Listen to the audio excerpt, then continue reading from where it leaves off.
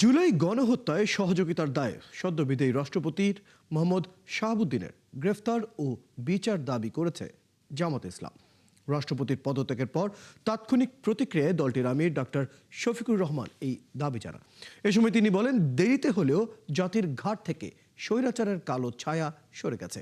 কি কারণে পদত্যাগ করেছেন সে বিষয়ে কোনো আগ্রহ নেই জানিয়ে বিরোধী দলীয় নেতা বলেন, নতুন ভারপ্রাপ্ত রাষ্ট্রপতি হাফিজ উদ্দিন আহমেদকে সর্বোচ্চ সহযোগিতা করা হবে। তিনি প্রেসিডেন্ট থাকা অবস্থায় অনেকগুলো অঘটন ঘটেছে। বিশেষ করে জুলাই রিভলিউশনে এতগুলো মানুষের জীবন গিয়েছে, কিন্তু রাষ্ট্রের সর্বোচ্চ অভিভাবক হিসাবে তিনি কোনো দায়িত্ব পালন করেন নাই। শুধু নীরবতা না, জনগণ মনে করে যে তিনি এই অপকর্মের মদতদাতাও ছিলেন। এই গণহত্যার বিরুদ্ধে তিনি একটা শব্দ উচ্চারণ করেননি যে এটা থামাও, এটা বাণিজ্য, জনগণের উপর এটা জুলুম, এই ধরনের কোনো কথা আমরা তার মুখ থেকে শুনি না। নীরবে তিনি সমর্থন। শারীরিক অসুস্থতার নামে বা কোনো অজুহাতে ফ্যাসিবাদের দোসর সাবেক রাষ্ট্রপতি মোহাম্মদ শাহাবুদ্দিনকে সেফ এক্সিট বা বিদেশে পালাতে দেওয়া যাবে না বলে মন্তব্য করেছেন বিরোধী দলীয় চিফ হুইপ নাহিদ ইসলাম। রাতে নেত্রকোনার কালেক্টরেট মাঠে আয়োজিত জাতীয় নাগরিক পার্টির পথসভায় প্রধান অতিথির বক্তব্যে তিনি একথা বলেন। আমরাও এটা জানতাম যে আসলে এই সরকারও যে এই শাহাবুদ্দিন চুপ্পুকে রাষ্ট্রপতি পদে রাখবে না, কিন্তু আসলে তারা তাদের সুবিধার মতো ব্যাপারে বা তারা কোনো একটা বিষয়ে আটকে ছিলেন, সে কারণে তারা কিন্তু শাহাবুদ্দিন চুপ্পুকে এতদিন পর্যন্ত কন্টিনিউ করতে দিয়েছেন। এই কারণে আমরা যেটা মনে করি যে এই যে শাহাবুদ্দিন চুপ্পু, তিনি যদিও আজকে পদত্যাগ করেছেন, তার পদত্যাগ করাটাই যথেষ্ট না, তাকে এখন গ্রেফতার করতে হবে এবং গ্রেফতার করে তাকে বিচারের আওতায় নিয়ে আসতে হবে।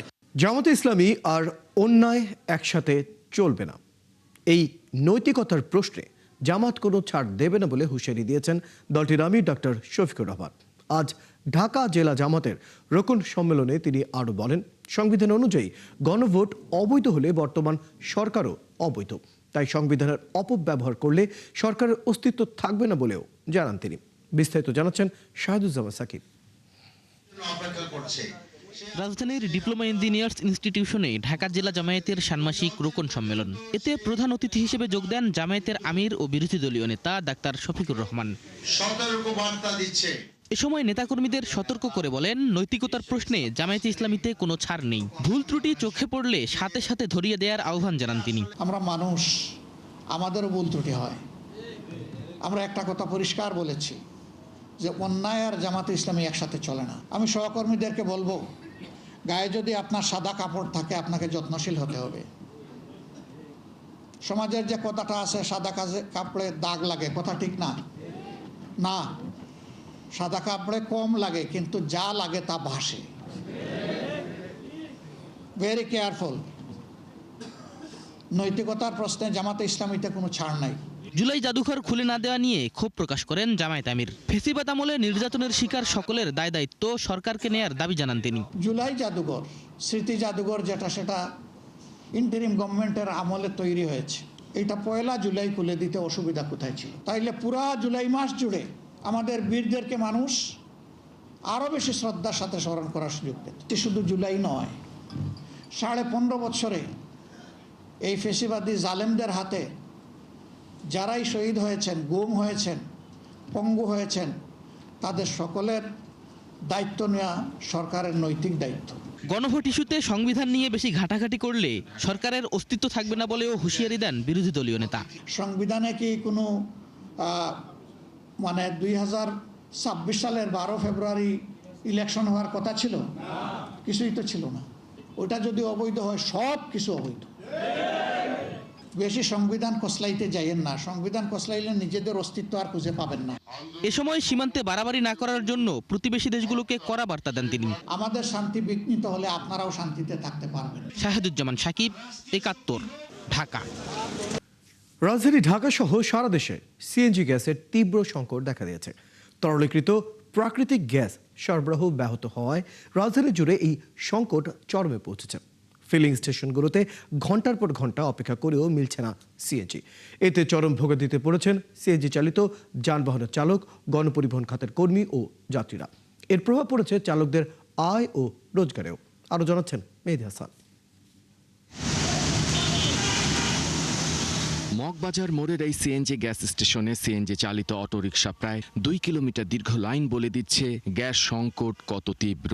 ঘন্টার পর ঘন্টা লাইনে অপেক্ষা করেও নিম্নচাপের কারণে খুব সামান্যই গ্যাস মিলছে। চালকদের অভিযোগ, গ্যাস সংকটের কারণে তারা যাত্রী পরিবহন করতে পারছে না। চরম অনিশ্চয়তায় পড়েছেন দৈনিক জমা পরিশোধ ও সংসারের খরচ চালানো নিয়ে। আমরা কিভাবে জমা দেবো? 1200 টাকা জমা গাড়িটার মালিক পক্ষরে 1 টাকা জমা কম দিতে চায় না। বললে কয় চাবি রেখে যান, অন্য ড্রাইভার আছে। এই রূপায়ণ টাওয়ার থেকে আস্তে আস্তে আমরা গাড়ির জমা দিতে পারতেছি না, মালিকরা জমা কম নেয় না, কোনোভাবেই কম নেয় না। অন্যদিকে গ্যাস সরবরাহ স্বাভাবিক না থাকায় লোকসানের মুখে পড়েছেন সিএনজি ফিলিং স্টেশনের মালিকরাও। তারা দ্রুত এলএনজি সরবরাহ স্বাভাবিক করে সংকট নিরসনে সংশ্লিষ্ট কর্তৃপক্ষের কার্যকর উদ্যোগ কামনা করছেন। কদিন ধরে কি সমস্যা চলতেছে, গ্যাসের লাইনে সমস্যা চলতেছে। যে প্রেশারটা যখন থাকে আমাদের 200, তখন তাদের স্বস্তিটা ফিরে পায় যে আসে 200 প্রেশার পাবো, ভালোভাবে গাড়ি চালাইতে পারবো। আর এখন যে প্রেশার পাই 100, কয় ভাই আমাদের একটা চাপ দেন, ভাই একটা চাপ দেন। চাপ দিলে কি গ্যাস যাইবো? এই গ্যাসের লেগে জিজ্ঞাসা করলে গ্যাসের লেগে জামে আছি, থাকো তোমরা পড়ে থাকো, মরে থাকো, তুঙ্গ ব্যাপার, জমা কোনো কম হইব না। অনেকেই সিএনজি গ্যাসের বিকল্প এলপিজি বা প্রয়োজনে তেলে গাড়ি চালু করার কথা ভাবছেন। সরকার গ্যাস বন্ধ করে দিয়ে তেলে চালাক, তাহলে সিএনজি এলপিজি করুক। এলপিজি করলেও তো ভালো। এলপিজি তো খুবই ভালো। এলপিজি তো মানুষ অনেক গাড়ি অনেক কম, এলপিজি গাড়ি কম। মেহেদি হাসান, 71, ঢাকা। বিশ্ব শান্তি ও মঙ্গল কামনায় শেষ হলো সনাতন ধর্মাবলম্বীদের অন্যতম প্রধান ধর্মীয় উৎসব শ্রী শ্রী জগন্নাথ দেবের উল্টো রথযাত্রা। ঢাকেশ্বরী জাতীয় মন্দির থেকে উল্টো রথযাত্রা শুরু হয়, শেষ হয় স্বামীবাগ আশ্রমে। রথযাত্রার আগে আলোচনা সভায় অংশ নিয়ে অসাম্প্রদায়িক দেশ বিনির্মাণের আহ্বান জানান তথ্য ও সম্প্রচার মন্ত্রী জহিরুদ্দিন স্বপন। শাহরিয়ার ইমতিয়াজের প্রতিবেদন।